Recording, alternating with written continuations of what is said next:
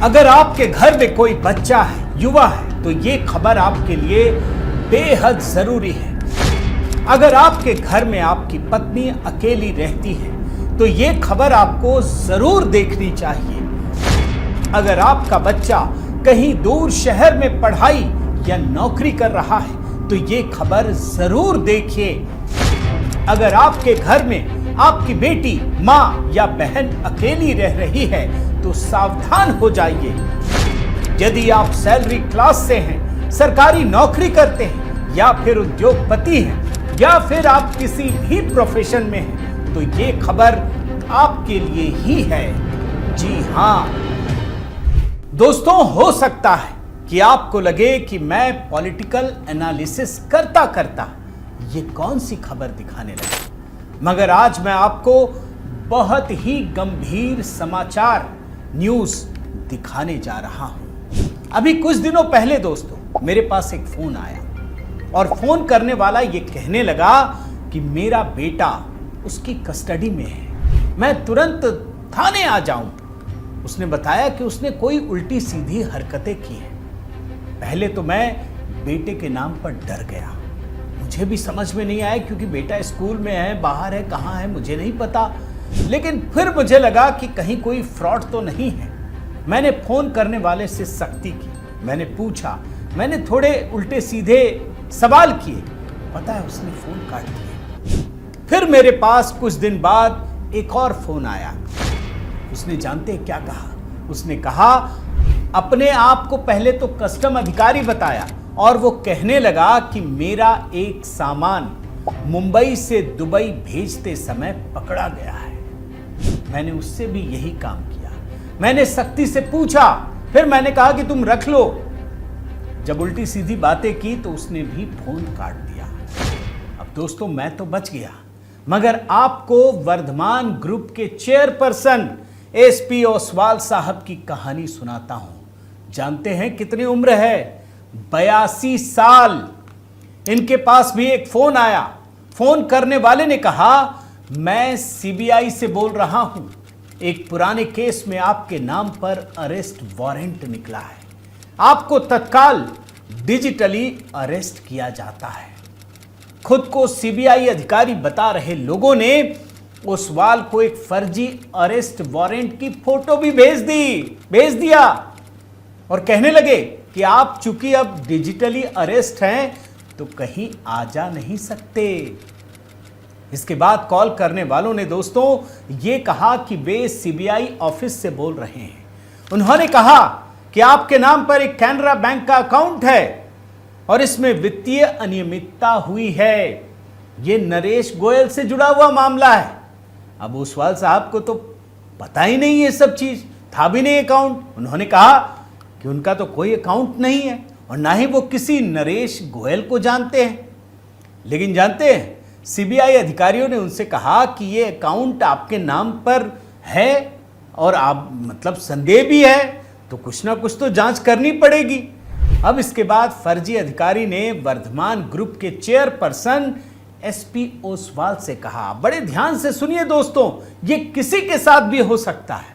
उन फर्जी अधिकारियों ने ओसवाल से कहा कि आप हमारी डिजिटल कस्टडी में हैं, हम आपको बचाने की कोशिश करेंगे, बड़े उद्योगपति, और ये कहा कि आप हमारा सहयोग कीजिए, हम आपको बचाएंगे। फिर ये फोन एक सीनियर अधिकारी के पास गया, राहुल गुप्ता, जो खुद को मुख्य जांच अधिकारी बता रहे थे, और उन्होंने कहा, आप देखिए कैसे कहते हैं कि ओसवाल साहब आप मुंबई तो आ नहीं सकते, लेकिन हम आपकी जांच प्राथमिकता के आधार पर करेंगे। और इसके बाद उन्होंने ओसवाल जी का बयान लेना शुरू कर दिया। वर्धमान ग्रुप के चेयरपर्सन है, 83 साल उनकी उम्र है। उन्होंने उन सबको पुलिस अधिकारी समझ लिया और अपनी सारी जानकारी देनी शुरू कर दी। ये सच्ची घटना बता रहा हूं। ये भी बताना शुरू कर दिया कि उनके अकाउंट में कितने पैसे हैं। यहीं पर कहानी में एक मोड़ आता है दोस्तों, और जानते हैं क्या होता है? ओसवाल साहब को chief justice of India D.Y.. Chandrachud की बेंच के सामने खड़ा कर दिया जाता है। अब सोचिए, चीफ जस्टिस ऑफ इंडिया। और ये सब याद रखिए कि ये सब कुछ फ्रॉड चल रहा है। मगर ओसवाल साहब तो उनके झांसे में बुरी तरह से फंस जाते हैं। इसके बाद कोर्ट की कार्रवाई होती है और ये जो फर्जी तरीके से बना हुआ मुख्य जांच अधिकारी है राहुल गुप्ता, वो कोर्ट को सारी जानकारी देने लगता है, सब कुछ, और ये भी बताता है कि ओसवाल लुधियाना के हैं और हमारी कस्टडी में हैं। सारी जानकारी कोर्ट को दी जाती है। इसके बाद पीएमएलए की धाराओं का जिक्र किया जाता है। आप जानते हैं कितनी सख्त धाराएं हैं। और इसके बाद जज ने आदेश दिया। क्या दिया जानते हैं? जज ने कहा आप इनकी प्रॉपर्टी ट्रांसफर करवाइए और अगर ऐसा नहीं करते हैं तो गिरफ्तार कर लीजिए। और थोड़ी देर बाद ही चीफ जस्टिस ऑफ इंडिया के आदेश की कॉपी भी आ जाती है। देखते जाइए। और उन्हें अलग अलग अकाउंट में 7 करोड़ रुपए, बड़े ध्यान से सुनिए, 7 करोड़ रुपए जमा करने को कहा जाता है। आप खुद सोचिए दोस्तों, ये सब कुछ चीफ जस्टिस ऑफ इंडिया के नाम पर किया गया और ये सच्ची कहानी बता रहा हूं। लेकिन रुकिए, एक और कहानी बताता हूं। ठीक इसी प्रकार से बेंगलुरु की एक महिला वकील, उनकी कहानी सुनेंगे तो दोस्तों तो डर जाएंगे, रोंगटे खड़े हो जाएंगे आपके। इस महिला वकील के पास भी एक फोन आता है और फोन करने वाला कहता है कि वो मुंबई पुलिस की तरफ से बोल रहा है और ये बताता है कि आपके नाम पर थाईलैंड से एक पार्सल आया है, इसमें 140 ग्राम ड्रग्स पकड़ा गया है। महिला डर जाती है, बोलती है अरे भाई हमने तो कभी कुछ मंगाया नहीं, लाया नहीं, भेजा नहीं, तो ये कहां से आ गया। लेकिन वो व्यक्ति फिर भी कोशिश में लगा रहता है, बोलता है अच्छा रुकिए, आप मेरी बात नहीं मान रहे ना, मान रही हैं, आपको मैं सीबीआई अधिकारी के पास ट्रांसफर कर रहा हूं। अब देखिए आदमी कैसे झांसे में चला जाता, और ये तो वकील हैं। फिर सीबीआई अधिकारी के पास एक फोन ट्रांसफर किया जाता है, वो भी फर्जी ही होगा। वो बताता है कि आपके नाम पर मनी लॉन्ड्रिंग और ह्यूमन ट्रैफिकिंग का मामला दर्ज किया गया है। उससे यह भी कहा गया कि आप तुरंत वीडियो कॉलिंग से हमारे साथ जुड़िए। महिला वकील, अब एक तो वकील महिला, वो तुरंत वीडियो कॉल पर आती है, उनसे सारी डिटेल ली जाती है और यह कहा जाता है कि आप कभी अपना कैमरा ऑफ नहीं करेंगी। इस बातचीत में दोस्तों उनके बैंक अकाउंट, सैलरी और जितनी भी छोटी मोटी जानकारियां होती हैं वो सब कुछ ले ली जाती है। इसके बाद फर्जी बने सीबीआई के अधिकारी ने वहां बैठे अन्य फर्जी सीबीआई अधिकारियों को आदेश देता है कि देखो भैया ये सारी बातें गुप्त रखी जाए, क्योंकि इस मामले में कई नेता और पुलिस भी शामिल हैं। फिर महिला के सामने ही ये होता है और महिला को भी ये आदेश दिया जाता है कि आप भी चुप रहिएगा, किसी को जानकारी मत दीजिएगा जब तक कि ये जांच पूरी ना हो जाए। याद रखिए दोस्तों, इस दौरान भी महिला वकील को कहा गया कि वो अपना कैमरा हमेशा ऑन रखें। फिर इसके बाद सीबीआई अधिकारी ने अपने बाकी अधिकारियों से कहा कि इस महिला के सारे पैसे को एक डमी अकाउंट में ट्रांसफर करना होगा, क्योंकि जांच चल रही है।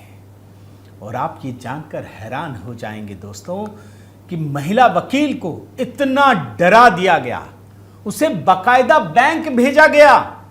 वो महिला बैंक जाकर 10 लाख रुपए ट्रांसफर करवाती हैं और जब वो बैंक जाती है ना तो उनके ऊपर मोबाइल कैमरे के जरिए नजर भी रखी जाती है। फिर जब महिला दोबारा कैमरे पर आती है, अब देखिए कैसे मामला आगे बढ़ता है, ठगी का ये मामला। तो ये अधिकारी कहते हैं कि आप चूंकि ड्रग्स नारकोटिक्स के मामले से जुड़ी हैं तो आपकी नारकोटिक्स की ऑनलाइन जांच होगी। अब बताइए, कभी सुना आपने नारकोटिक्स की ऑनलाइन जांच? पता है क्या होता है?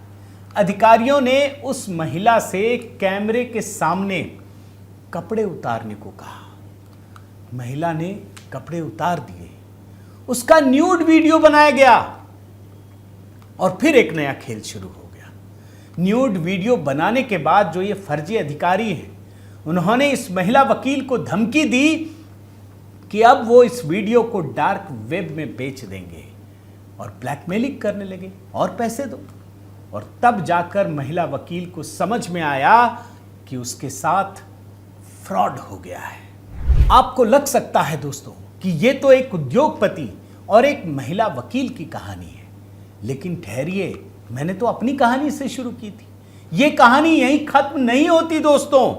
क्या आपको पता है कि मध्य प्रदेश के इंदौर के Raja Ramanna advanced technology centre यानी RRCAT के एक वैज्ञानिक की डिजिटल गिरफ्तारी करके बदमाशों ने 71 लाख रुपए उड़ा लिए। वैज्ञानिक, क्या आपको पता है कि लखनऊ की एक महिला को 2.5 घंटे तक डिजिटली गिरफ्तार करके 99,000 रुपए वसूल लिए गए। क्या आपको पता है कि 2 दिनों तक बेंगलुरु की एक महिला को डिजिटल अरेस्ट करके 5.5 लाख रुपए लूट लिए गए और उनसे वीडियो कैमरे के सामने, सुनिए, डांस करवाया गया। क्या आपको पता है कि उत्तराखंड के देहरादून के एक रिटायर्ड सरकारी टीचर को 9 दिनों तक डिजिटल गिरफ्तार करके 2 करोड़ रुपए लूट लिए गए। इसी प्रकार national buildings construction corporation Delhi के एक अधिकारी को डिजिटली अरेस्ट करके 55 लाख रुपए लूट लिए गए। एक और कहानी, लुधियाना के ऑटो पार्ट्स बनाने वाली कंपनी के मालिक रजनीश आहूजा को डिजिटली अरेस्ट करके 1 करोड़ से अधिक रकम लूट लिया गया। इसी तरीके से पंचकुला आइए, यहां एक महिला प्रोफेसर को 4 दिनों तक डिजिटली अरेस्ट करके यहां भी 1 करोड़ से अधिक रुपए ठग लिए गए। नोएडा की बात बताता हूं, यहां रहने वाले सेना के एक रिटायर्ड मेजर जनरल, सोचिए, सेना के अधिकारी 5 दिनों तक दोस्तों डिजिटली अरेस्ट करके 2 करोड़ रुपए ठग लिए गए। IIT जोधपुर आइए, यहां एक महिला असिस्टेंट प्रोफेसर को 12 दिनों तक डिजिटली अरेस्ट करके 12 लाख रुपए लूट लिए गए। एक डॉक्टर की बात बताता हूं, नोएडा की बात है, 2 दिनों तक डिजिटली अरेस्ट करके बदमाशों ने 59 लाख रुपए उड़ा लिए। दिल्ली की कहानी देखिए, एक महिला को 6 घंटे तक डिजिटली अरेस्ट करके 2 लाख रुपए लूट लिए गए।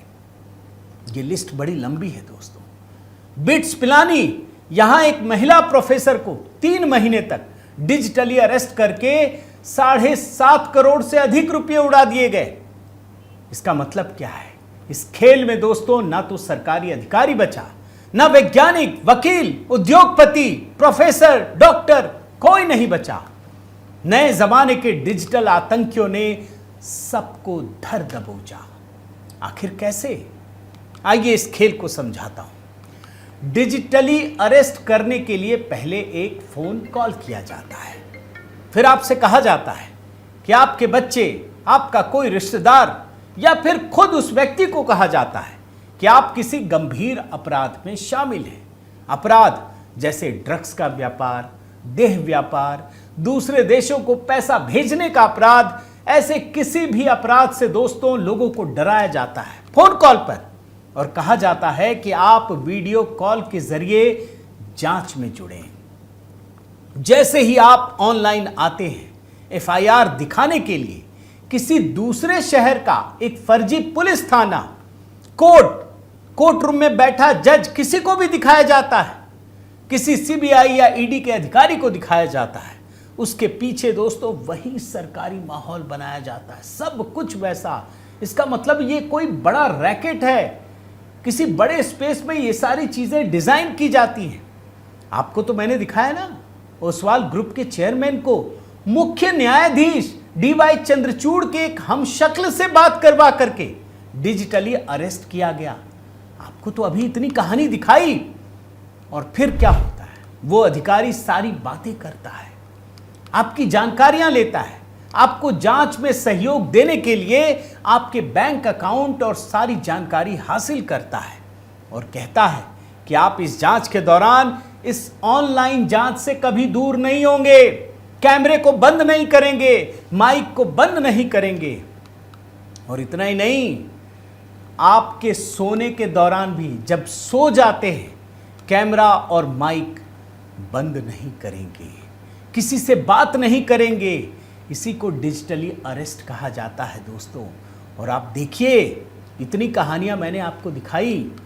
अपराध के भय से, अपराध करता नहीं है, किसी दूसरे ने फंसा दिया, ये डर से पीड़ित व्यक्ति डिजिटली अरेस्ट हो जाता है। लेकिन वास्तविकता क्या है? वास्तविकता तो यह है दोस्तों कि इस देश में ऐसा कोई नियम ही नहीं है और ये सारे फ्रॉड करने वाले लोग डिजिटल आतंकी ब्लैकमेलिंग शुरू कर देते हैं। कहा जाता है कि अगर आपको बचना है तो तुरंत इतने लाख रुपए जमा करें और इस दौरान आपके अकाउंट से धीरे धीरे लाखों करोड़ों रुपए जितनी आपकी हैसियत है वो निकाल लिए जाते हैं। और महिलाओं के लिए तो और भी बुरा हाल है, उनके साथ तो बदतमीजी की जाती है। आपको मैंने दिखाया ना बेंगलुरु की महिला के साथ क्या हुआ, कैमरे के सामने उसके कपड़े तक उतरवा लिए गए। सरकार के आंकड़े बताते हैं कि इस साल के शुरुआती 4 महीनों में, बड़े ध्यान से सुनिए, करीब 4,599 डिजिटल अरेस्ट के मामले सामने आए हैं। हजारों मामले। और इन डिजिटल आतंकियों ने 120 करोड़ रुपए लूट लिए। जबकि मैं देख रहा हूं कि फ्रॉड की ये रकम धीरे धीरे बढ़ती ही जा रही है। मगर याद रखिए दोस्तों, इस देश में ऑनलाइन ऐसी कोई जांच की प्रक्रिया ही नहीं है। डिजिटल रूप से पुलिस किसी से भी किसी भी तरीके से ना तो पूछताछ करती है और ना ही वारंट भेजती है। और इसीलिए मोदी सरकार ने इस डिजिटल अरेस्ट के आतंक को खत्म करने के लिए अब मोर्चा खोल दिया है। सीबीआई की जांच में यह सामने आया है दोस्तों कि कंबोडिया, म्यांमार, लाओस ऐसे दक्षिण पूर्वी देशों से चीन के गैंग ऐसे गोरख धंधा चला रहे हैं। आप तो जामताड़ा वाली कहानी जानते हैं ना, झारखंड के जामताड़ा से कैसे फ्रॉड होता था, वैसे ही इस बार भी हो रहा है। लेकिन अब मामला बदल गया, अब जगह बदल गया है। अब जो भारतीय इन देशों में जाते हैं ना, उनको वहां बंधक बना लेते हैं। जो सिम उनके पास होता है उस सिम का इस्तेमाल होता है, यानी भारत के नंबर होते हैं जहां से कॉल आते हैं और ये धंधा चलाया जा रहा है। लेकिन ये विदेश में बैठे हैं और इन देशों से चीन के गैंग ये काम कर रहे हैं। लेकिन अब सरकार ने निर्णय ले लिया है दोस्तों कि देश के पूरे टेलीकम्युनिकेशन नेटवर्क में और सतर्कता बरतते हुए सीधी कार्रवाई होगी। विदेशों से आने वाली सभी फोन कॉल जो देश के फर्जी सिम से की जाती है उन पर शिकंजा कसा जाएगा। उन सभी कॉल्स को देश में आने से पहले ही रोकने की व्यवस्था डीओटी ने, जो टेलीकम्युनिकेशन डिपार्टमेंट है, उसने करनी शुरू कर दी है। और मैं तो दाद देता हूं कि सरकार ने और सतर्कता बरतते हुए इसका प्रचार भी करना शुरू कर दिया है। अब जैसे मैं आपको दिखाऊं, जिसकी वजह से मैं ये स्टोरी बनाने को भी विवश हुआ, टाइम्स ऑफ इंडिया है दोस्तों। आप ज़रा टाइम्स ऑफ इंडिया के पेज नंबर 13 को देखिए। ये कल का अखबार है, शनिवार का, और इसमें सरकार ने पूरे पन्ने पर, इस पूरे पन्ने पर मैं आपको दिखाता हूं, इसमें एक एडवर्टाइजमेंट प्रकाशित किया है और इसमें बाकायदा नंबर भी दिए गए हैं 1930। यानी अगर आपको कोई धमकी दे रहा है, कहीं से फोन कर रहा है, तो आप जरूर सतर्क रहिए, फोन कीजिए, डरिए मत। हमारे देश में एक बड़ी परेशानी यह है कि सामाजिक रूप से हम डरते हैं। हमको लगता है कि अगर लोगों को पता चल गया तो क्या होगा। और शायद यही वजह है दोस्तों कि या तो उद्योगपति हो, डॉक्टर हो, वकील हो, अधिकारी हो, सब फंस जाते हैं और ये डिजिटल आतंकी लगातार उसका शोषण करते चले जाते हैं, लाखों करोड़ों रुपए ठग लेते हैं। तो दोस्तों, ये खबर दरअसल कोई पॉलिटिकल विश्लेषण नहीं है, लेकिन मुझे लगा कि ये खबर इस देश के लोगों को पता होना चाहिए। जिस तरीके से हम डिजिटली एक दूसरे से कनेक्ट हो रहे हैं, डिजिटली पैसों के मामले में हम पूरी तरह से उस पर निर्भर हो गए, जरा सी चूक हमारे लिए बड़ा नुकसानदेह साबित हो सकती है। मुझे उम्मीद है दोस्तों कि पॉलिटिकल खबरों से, पॉलिटिकल एनालिसिस से हट करके मैंने पहली बार कोशिश की है ताकि इस देश के लोग जागरूक हो सके, और इसीलिए ये इन डिजिटल आतंकियों के बारे में बताने की कोशिश की। मुझे उम्मीद है आपको पसंद आया होगा। आप कैसे देखते हैं? कभी आपके पास फ़ोन आया हो तो ज़रूर बताइए, अपने अनुभव कमेंट के ज़रिए शेयर कीजिए। हो सकता है कि आपके अनुभव से बाकी लोगों को भी कोई ना कोई नई राह देखने को मिले। और दोस्तों आपसे निवेदन करता हूं, नवरात्रि का समय चल रहा है। मैंने कल ही नवरात्रि पर एक शानदार गीत अपलोड किया है, मैंने खुद गाया है अपनी पत्नी के साथ। और डांडिया का भी समय है, तो ये डांडिया को ध्यान में रखते हुए, नवरात्रि को ध्यान में रखते हुए तैयार किया है। आप ज़रूर देखिए, लोगों के साथ साझा कीजिए, डिजिटली फ्रॉड से बचिए, मगर उत्सव का आनंद लीजिए। बहुत बहुत धन्यवाद और आपकी कमेंट का इंतज़ार रहेगा दोस्तों। अगर चैनल सब्सक्राइब नहीं किया है तो ज़रूर कीजिए, लाइक कीजिए, बेल आइकन दबाइए, HB मेलोडी से भी जुड़िए। बहुत बहुत धन्यवाद। जय सिया राम।